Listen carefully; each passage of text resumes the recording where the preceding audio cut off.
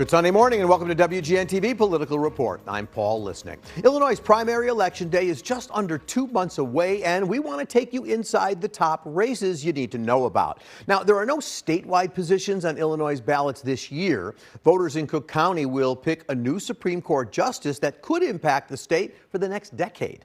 Joy Cunningham was picked to fill a vacancy on the Illinois Supreme Court at the end of 2022. Now looking for a more permanent position, she's facing a challenge from fellow Democrat Jesse Reyes in the March 19th primary. Now, there's no Republican running for the seat, so whoever wins this contest will be awarded a full 10-year term on the state's high court. I hosted both candidates at a forum at the Union League Club of Chicago on Thursday. Let's share it with you.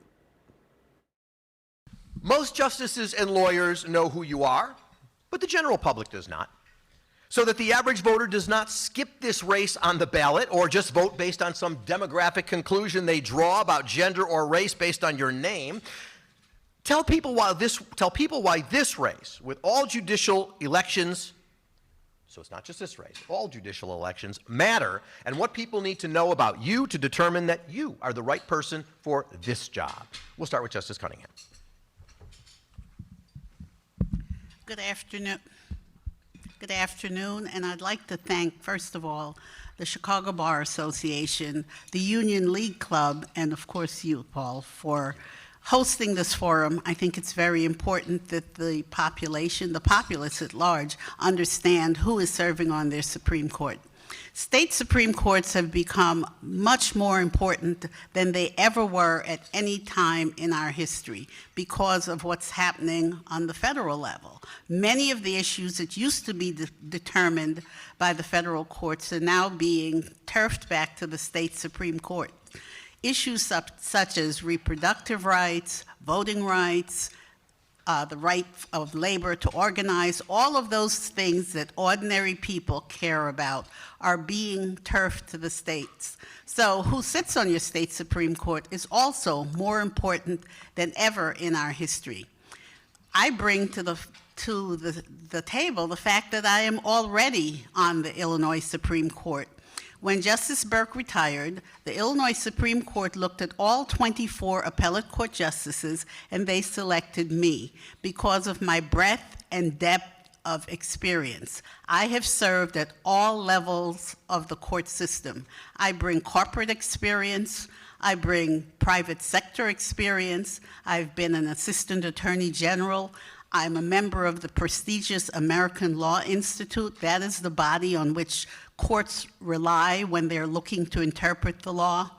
And I have a wealth of experience that I think is very important to the people of Illinois, and that's why the Supreme Court selected me. So if I had to say in a capsule, I am the best candidate because I'm already doing the job and doing it well. I've earned high marks from my colleagues as well as from the bar associations. And I think consistency is extremely important, especially in this time in our history. Thank you. Justice Reyes.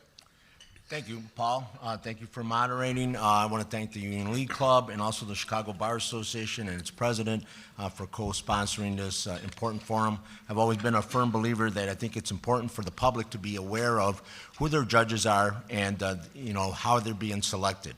So I appreciate this opportunity to address the public. So I have been an individual that's always been out in the community. I believe that it's important to be out in the community because one of the things that you realize is some of the issues that apparently sometimes we don't face in the courts, but that people deal on a daily basis. And that also helps you to have a part of empathy for what people are going through in their various communities. So that's one of the things that I bring. I bring an empathy, not only because of my humble beginnings and my background and coming from a blue-collar neighborhood and a blue-collar family, but because I'm out there with the people and I hear what they have to say. And I think that's what's important, because sometimes we miss that on the courts of review. We miss that at the trial court levels, unless they come in front of us. So that's one of the things that I think is very important. And as was mentioned during the introduction, I have come very highly qualified and highly recommended by the bar associations. I've written extensively, not only locally but nationally, on a variety of different topics of the law.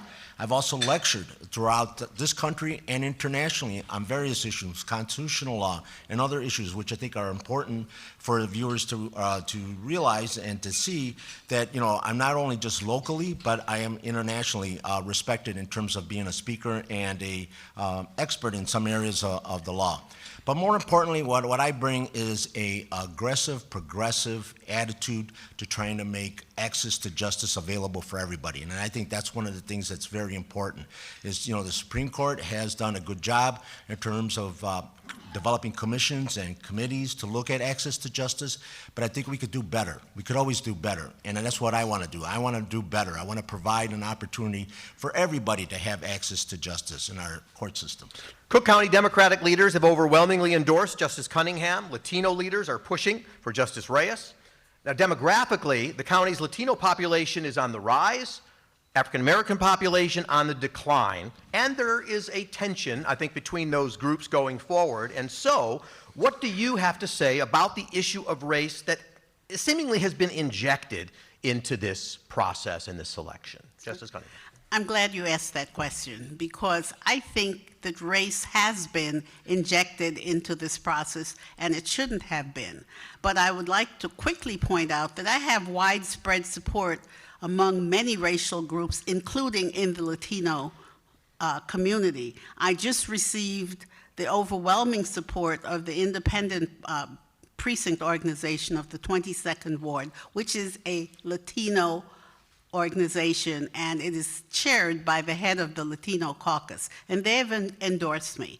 I am very, very much the people's Supreme Court justice. While I think it's very interesting and distracting to inject race into the race, no pun intended, I think it's really important to look at the credentials, to look at the experience, and when there's an opportunity to do so, talk to people and tell them why race should be set aside in terms of this race. As I said before, state Supreme Courts have become more important than ever, and Illinois in particular is such a state, such a court because of where we're located.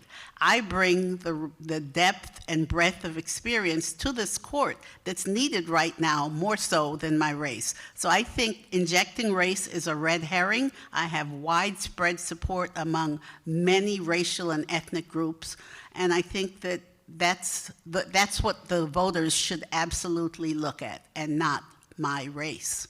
Thank you. Justice Reyes. Sure. So I don't know if it's so much race. I think what it is about a voice, diversity, and inclusion. I think what it's about is giving a community an opportunity to be heard. What I think it boils down to is to look at where we currently are at in terms of populations and society values, and make sure that those values and those social norms are part of the conversation when decisions are made. You know, Justice Sandra Day O'Connor mentioned that when she sat with Justice Thurgood Marshall, she would always wait when the issue of race came up to see what his suggestion and his input was on a particular case. Just think if he wasn't there. Just think if he wasn't part of that discussion in that chambers. And that's what I think this is all about, is providing a voice to be provided to the justices when they make determinations on issues that are going to affect all of us in the state of Illinois.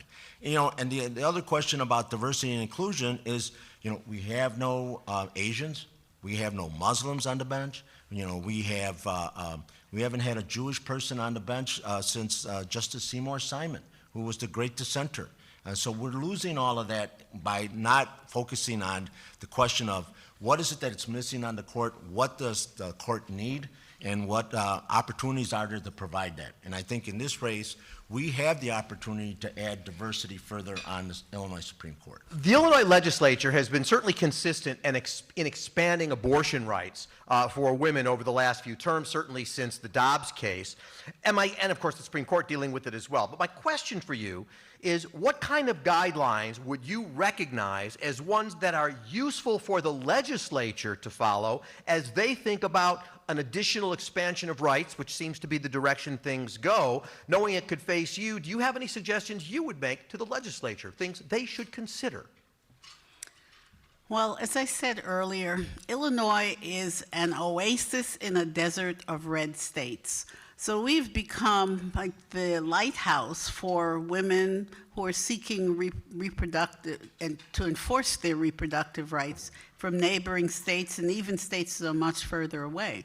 But as an Illinois Supreme Court justice, one of the things that I've done recently, and my current colleagues, and this has nothing to do with specifically the question that you asked, but I'll tie it up, establishing a really good relationship with the legislative leaders is really important because we get to understand from them what they're looking at, what they're planning to do, and they get to understand from us what are the parameters of what we can do as justices. And this is kind of a new activity in the Supreme Court where we have dinner with the legislative leaders and talk about these very issues. And I think it's very important. I feel very privileged to be a part of that, but that's one of the things that we are doing. We are preempting having problems come up to the court that we may have to say this is not constitutional by having discussions. And this was a program that was started under Chief Justice Ann Burke, and it's working very well. So that's what I would do. Justice Reyes? Well, it depends on the circumstance, but I think one way of effectively maybe communicating to the legislature is to decisions. You know, that's one way of communicating with them and letting them know what what the court's considerations are, what the court's concerns are, and to make sure that the legislature is aware of where the court is on these particular issues. I think is very important. Also, as they say, the bully pulpit. You know, going out and speaking at events. You can't speak particularly directly to issues, but you could kind of address certain things that are happening in society. And I think that's a very important mechanism also, because you're not only talking to the legislators, but you're talking to the people who vote and elect the legislators. And I think that's another important means of communicating to the legislators other than doing it directly. I think there's certain issues that you can directly speak to the legislators about, but something that may end up coming in front of you that you might have to decide on, I would feel a little, not directly to speak on that. I think there's other ways of doing it, and I think one of the most efficient ways is doing it through the public, through decisions, whether they be published decisions or not. Everybody reads them anyway. They're on the website, right? And then also through communications from the court. And we extend our thanks to the candidates and the Union League Club of Chicago. You can actually check more from the forum on our website, and we're going to take a quick break right now. But next up on WGN-TV Political Report, City Council set to meet for the second time in 2 weeks. What could be on the agenda? And there's more from City Hall. And later, Nikki Haley goes on the attack. But is it too late for anyone to stop Donald Trump from becoming the Republican presidential nominee? We'll explain. Stay with us.